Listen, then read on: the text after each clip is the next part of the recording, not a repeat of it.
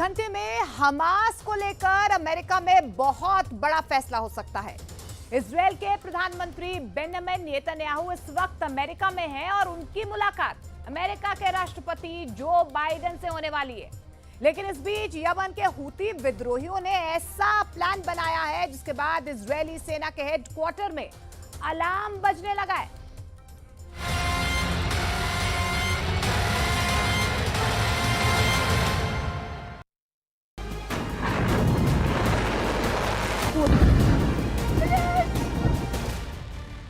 जब Netanyahu Biden की मुलाकात और अमेरिकी कांग्रेस में संबोधन को लेकर पूरी दुनिया इजरायल की चर्चा कर रही है, तब इजरायल के दुश्मन एक बहुत बड़े हमले की तैयारी कर रहे हैं।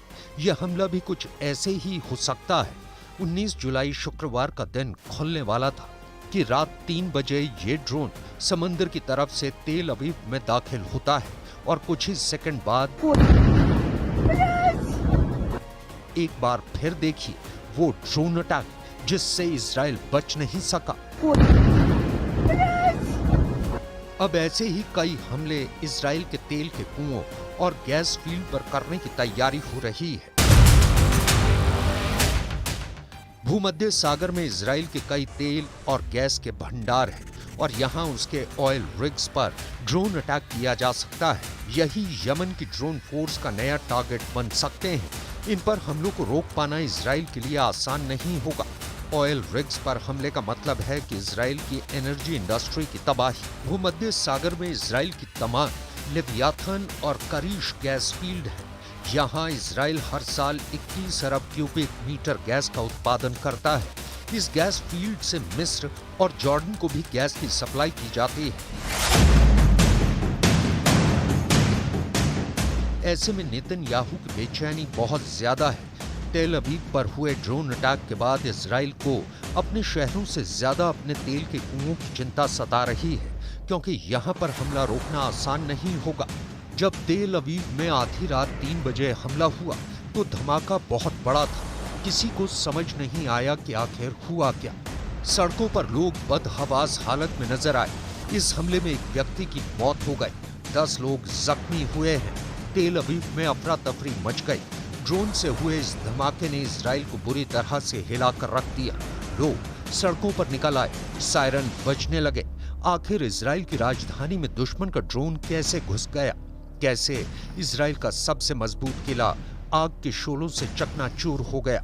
तेल अवीव में जहां अटैक हुआ वो तेल अवीव का याफा इलाका है और जिस ड्रोन से यमन ने हमला किया उस ड्रोन का नाम भी याफा है। לאחר תחקיר ראשוני שביצענו ומהממצאים בזירה ובמערכות הצבאיות עולה כי מדובר בכלי טיס בלתי מאויש מדגם צימד 3.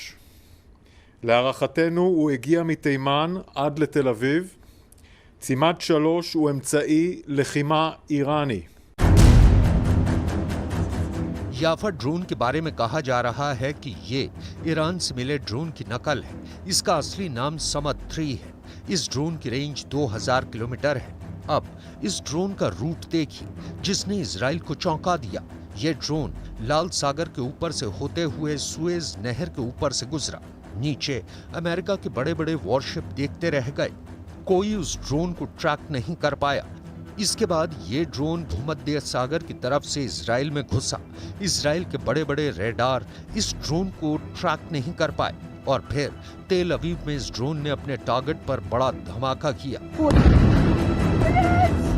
2000 किलोमीटर की रेंज वाले ड्रोन का मतलब है कि यमन के हूथी विद्रोही इजरायल को आसानी से निशाना बना सकते हैं, चाहे वो इसके शहरी इलाके हों, चाहे वो उसके ऑयल रिग्स हों या फिर इजरायल के बंदरगाह। हूथी विद्रोहियों के टारगेट पर इजरायल के जो बड़े बंदरगाह हैं उसमें हाइफा और एलात पोर्ट सबसे आगे हैं। हाइफा का बंदरगाह भूमध्य की तरफ है, जबकि एलात बंदरगाह दक्षिण में अकबा की खाड़ी यानी लाल सागर की तरफ खुलता है। यमन के इन दोनों पोर्ट्स पर हमले की न सिर्फ धमकी आती है बल्कि हूथी विद्रोही इन दोनों पर मिसाइल से हमला भी कर चुके हैं। हालांकि इजरायल ने एयर डिफेंस सिस्टम के जरिए इन हमलों को नाकाम करने का दावा किया है।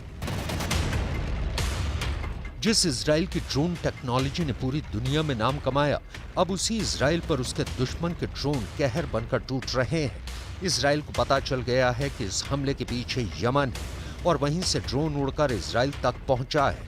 نفذ سلاح الجو المسير في القوات المسلحة اليمنية بعون الله تعالى عملية عسكرية نوعية تمثلت في استهداف أحد الأهداف المهمة في منطقة يافا المحتلة ما يسمى إسرائيليا تل أبيب، وقد نفذت العملية بطائرة مسيرة جديدة। इसमें कोई शक नहीं कि इजराइल ने यमन से बदला ले लिया है और बदला भी बहुत बड़ी तबाही मचा कर लिया है। यमन ने तेल अवीव पर ड्रोन हमला किया तो इजराइल ने हुदैदा बंदरगाह पर तेल डिपो को टारगेट बनाए। यही वजह है कि यमन के हूथी विद्रोही अब जवाबी कार्रवाई में इजराइल के तेल और गैस वाले ठिकानों को टारगेट बनाना चाहते हैं। भूमध्य सागर में इजराइल की ऑयल रिग्स को ड्रोन से टारगेट बनाकर यमन के हूथी विद्रोही ये भी साबित करना चाहते हैं कि वो इजराइल की दुखती नब्ज को दबाना जानते हैं। ऑयल रिग्स पर हमले का मतलब है गैस और तेल की सप्लाई ठप, और ये हमले इजराइल की अर्थव्यवस्था को भी बड़ी चोट पहुंचाएंगे। एक ड्रोन कैसे युद्ध के दायरे को 10 गुना बढ़ा सकता है, ये यमन के याफा ड्रोन ने साबित कर दिया है। खतरे की घंटी संयुक्त राष्ट्र में भी लगातार बज रही है। I can tell you that the Secretary General condemns today's deadly drone attack in Tel Aviv, for which the Houthis in Yemen claimed responsibility. This attack resulted in a death and several injuries. He sends his heartfelt condolences to the victims and their families. युद्ध का नया खतरा किस level पर पहुंच चुका है, ये आप यूएन से आए अलर्ट को देखकर समझ सकते हैं। याफा जैसे ड्रोन से ये मुमकिन है क्योंकि इससे पहले इजराइल का एयर डिफेंस नेटवर्क इसे रोकने में नाकाम साबित हुआ है। ऐसे कई हथियार यमन के हूथी विद्रोही अपनी परेड में दिखाते रहे हैं। इन सभी पर ईरान की छाप लगी हुई है। इस बात से तो ईरान भी इनकार नहीं करता, चाहे वो बैलिस्टिक मिसाइल हो, क्रूज मिसाइल हो या फिर ड्रोन। हूथी विद्रोहियों के पास बहुत से ऐसे हथियार हैं जो उसे ईरान के जरिए ही मिले हैं। यमन के हूथी विद्रोहियों को ईरान का समर्थन इजराइल का दूसरा बड़ा खौफ है। इजराइल का डर इस हमले से और ज्यादा बढ़ गया है क्योंकि हूथी विद्रोहियों की याफा ड्रोन ने इजराइल के एयर डिफेंस नेटवर्क को खिलौना साबित कर दिया है। यही वजह है कि तेल अवीव पर अटैक के बाद अमेरिका पहुंचे बेंयामिन नेतन्याहू सीज फायर की बात कर रहे हैं। हमास पर बमबारी नहीं बल्कि उस पर दबाव डालने की बात कर रहे हैं। इस वक्त हमास के कब्जे में 120 इजरायली बंधक हैं और इस बात ने नेतन्याहू को काफी बेचैन किया हुआ है। אנחנו נחושים להחזיר את כולם. התנאים להחזיר אותם מבשילים מן הטעם הפשוט שאנחנו מפעילים לחץ מאוד מאוד חזק על חמאס, ואנחנו רואים שינוי מסוים, ואני חושב שהשינוי הזה ילך ויגדל, ואנחנו מתכוונים לעשות את זה. זוהי מטרת מלחמה. तेल अवीव से रवाना होने से पहले नेतन्याहू उन लोगों से मिले थे जो हमास की कैद से छूट चुके हैं या छुड़ाए गए हैं। इनमें इजरायली बंधकों के परिवार भी थे। नेतन्याहू ने बताने की कोशिश की कि वो बाइडेन से इस बारे में जरूर बात करेंगे ताकि हमास पर दबाव बने और 120 इजरायली बंधकों की रिहाई मुमकिन हो पाए। गाजा में बमबारी को लेकर अगर इजराइल को किसी तरफ से कोई खास चुनौती मिली है तो वो लेबनान का मिलिशिया हिजबुल्लाह है और यमन का हूथी विद्रोही गुट है। लेकिन इसमें खास बात यह है कि इन दोनों संगठनों को ईरान का पूरा समर्थन है। उन्हें ईरान से फंडिंग भी मिलती है, ट्रेनिंग भी मिलती है और ये बहुत हद तक तेहरान के इशारे पर ही अपना ट्रिगर दबाते हैं। इजराइल पर हमास के हमले के 9 महीने पूरे हो चुके हैं। गाजा पर इजराइल के ऑपरेशन के भी 9 महीने पूरे हो गए हैं। 9 महीनों की तबाही का दौर ऐसा चला कि युद्ध का एपिसेंटर अब गाजा से निकलकर इजराइल और लेबनान बॉर्डर के साथ साथ यमन और लाल सागर में पहुंच चुका है। यमन के तेल गोदाम में लगी आग अब भी जल रही है। इसी जगह पर इजराइल के फाइटर जेट्स ने बम गिराए थे और फिर लगा कि जैसे पूरा हुदैदा बंदरगाह जलने लगा। यमन को भी पता चल गया है कि हूथी विद्रोहियों के हमले के बाद जिस तरह से इजराइल ने अटैक किया है, उससे युद्ध गाजा से निकलकर अब उसकी जमीन पर पहुंच गया है। أقدم الكيان الصهيوني باستهداف موانئ الحديدة والمنشآت النفطية وعدد من الأعيان البدنية في جريمة كبيرة جدا، جريمة تؤكد أن هذا العدو لن يرتدع أبدا إلا بالقوة، لأنه لا يفهم إلا منطق القوة. ها هو يستهدف المنشآت لمحاولة حصار الشعب اليمني وضرب الجانب الاقتصادي عندما فشل. بالنسبة للاستهداف لهذه المؤسسات الحيوية التي تخدمها الشعب اليمني فهو استهداف لكامل الشعب اليمني. यमन का गुस्सा 7वें आसमान पर है और यमन की पब्लिक इस गुस्से का इजहार भी कर रही है। गाजा को लेकर फैले आक्रोश में अब यमन पर हुआ हमला भी जुड़ चुका है।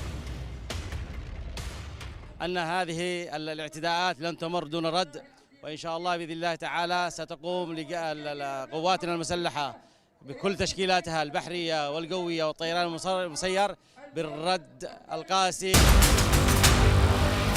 इससे पहले हूथी विद्रोहियों ने इजराइल पर ड्रोन और क्रूज मिसाइल से कई हमले किए हैं, लेकिन 19 जुलाई को हुए हमले ने लाल सागर में मौजूद अमेरिकी जंगी जहाजों से लेकर इजराइल के एयर और मिसाइल डिफेंस नेटवर्क को नाकाम साबित कर दिया है। और अब खतरा इजराइल के तेल के कुओं पर मंडराने लगा है, क्योंकि इजराइल भी जानता है कि यमन के पास खोने के लिए कुछ नहीं है। नेतन्याहू और बाइडेन के बीच जो भी बात होगी उसमें अरब देशों को लेकर एक बहुत ही खतरनाक फैसला भी हो सकता है। सबसे बड़ी बात यह है कि इजराइल के नंबर 1 दुश्मन ईरान को लेकर डोनाल्ड ट्रंप के साथी जेडी वेंस ने ऐसा सुझाव दिया है जिसे लेकर पश्चिमी एशिया ही नहीं बल्कि पूरी दुनिया में युद्ध छिड़ने का खतरा है।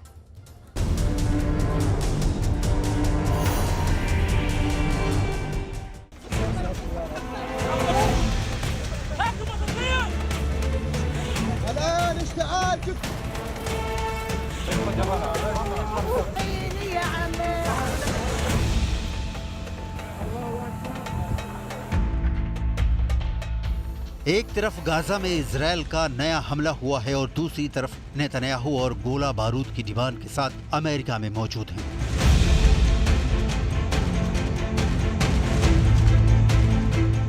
गाजा में इजराइल की बमबारी से एक ही दिन में करीब 100 लोगों की मौत हो चुकी है, 300 से ज्यादा घायल हैं। ये गाजा में सबसे खूनी दिनों में से एक साबित हुआ है।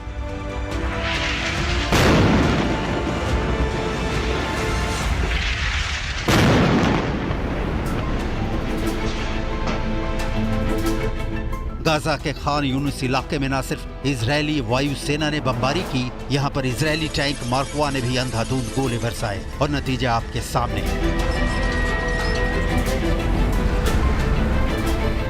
अपने परिवार के कई लोगों को खोने वाले अहमद समूर लाशों को उठा उठाकर थक चुके हैं। इजराइल ने जब हमला किया तो एक 4 मंजिला इमारत पूरी तरह ढह गई। अहमद समूर का घर इसी इमारत में था।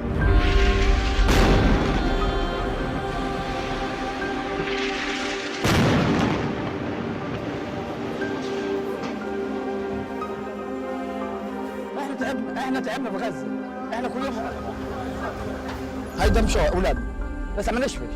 تو لسه خلف متخيل تحت الضوء، لسه خلف تحت الضوء ظايلين، يعني كلهم تحت الضوء، ما حدش قال نخلق.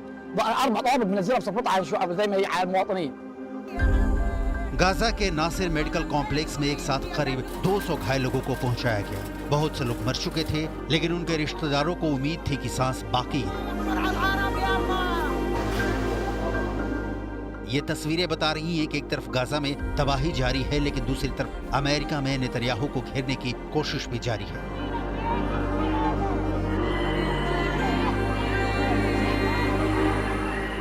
व्हाइट हाउस के करीब ये लोग नेतन्याहू का विरोध करने पहुंचे हैं। ये गाजा में हजारों लोगों की मौत पर बाइडेन प्रशासन को जगाना चाहते हैं। ये इजराइल को जारी बम और गोला बारूद की सप्लाई रोकना चाहते हैं। ये सब एक प्रदर्शन का हिस्सा है। ये व्यक्ति आंखों पर पट्टी बांधे और हथकड़ी लगाए हुए खड़ा है, ठीक वैसे ही जैसे इजराइल गाजा और वेस्ट बैंक में हजारों लोगों को गिरफ्तार कर चुका है। गाजा में तबाही रुकने का नाम नहीं ले रही। गाजा में 9 महीनों से जारी बमबारी में 39,000 लोगों की मौत हो चुकी है। 90,000 लोग घायल हुए, सैकड़ों हजारों लाशें मलबे में दबी हुई हैं। नया तनाव वेस्ट बैंक में भी फैल गया है, जहां इजरायली सेना की गोलीबारी में फिलिस्तीन के 5 लोगों की मौत हुई है। इजरायल का दावा है कि इनमें हमास और फतह गुट के लोग थे। इजरायल का ये हमला वेस्ट बैंक में तुलकर्म इलाके में हुआ। गाजा और वेस्ट बैंक दोनों जगह इस तबाही के बीच अमेरिका से एक बहुत ही खतरनाक आइडिया सुझाया गया है, जो